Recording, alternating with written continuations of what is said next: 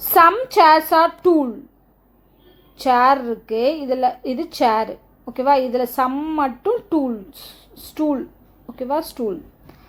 All tables R சேர். All tables அப்படிங்கிறப்போ எல்லா டேபிள்ஸும் உள்ளே வந்துடும், சேருக்குள்ளே வந்துடும் ஓகேவா. இவ்வளோ தான்.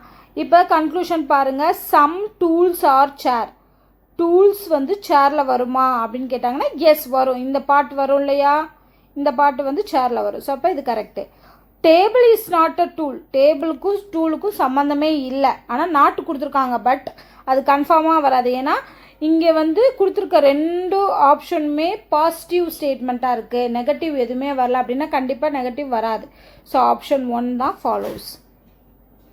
அடுத்த கொஷின் பாருங்கள். ஏக்கு வந்து 26 அப்படின்னு கொடுத்துருக்காங்க. அப்படின்னா சன்னுக்கு வந்து 27 வருது. அப்படின்னா என்ன அர்த்தம்னா ஆல்ஃபபெட்ஸை வந்து ரிவர்ஸ்லேருந்து நம்பர் கொடுத்துருக்காங்க. ஸோ ஆல்ஃபபெட்ஸை எழுதிட்டு ரிவர்ஸ்லேருந்து நம்ம 1 2 3 போட்டோன்னா தான் ஏக்கு 26 வரும்.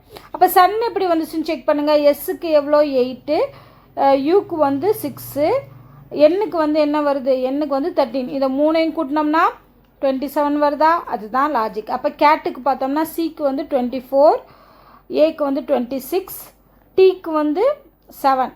ஸோ இதை கூட்டுங்க, கூட்டினோம்னா 10 17 57 வருது. ஸோ ஆன்சர் இருக்குது 57.